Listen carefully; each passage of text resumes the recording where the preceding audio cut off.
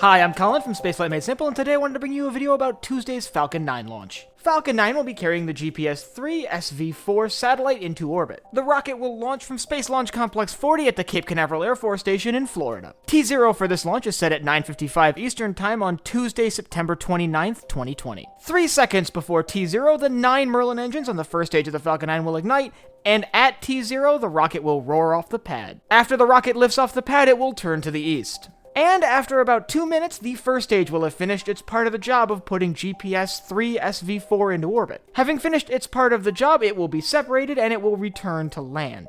With the first stage separated, the second stage will continue on towards orbit. Shortly after the separation of the first stage, the fairings which have been protecting the spacecraft from aerodynamic forces will no longer be needed, and they will be jettisoned as well. Meanwhile, the first stage will swing around and start making its way toward the drone ship. Just read the instructions. Roughly 9 minutes after launch, the engine on the second stage of the Falcon 9 will be shut down, having successfully put the spacecraft into a preliminary orbit. Shortly after the cutoff of the second engine, the first stage will land on the drone ship. Just read the instructions. The spacecraft and the upper stage will then enter a rather long coasting phase. But once that coasting phase is finished, the engine on the second stage of the Falcon 9 will be reignited. This burn, lasting about 45 seconds, will put the GPS-3 SV04 spacecraft into its intended transfer orbit.